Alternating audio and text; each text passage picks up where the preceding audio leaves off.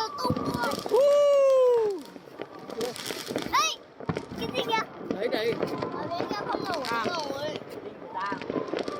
Lâu lắm rồi, dân được kìm hãm mới được xem được bắn pháo hoa được nữa này. Không cấm à? Không,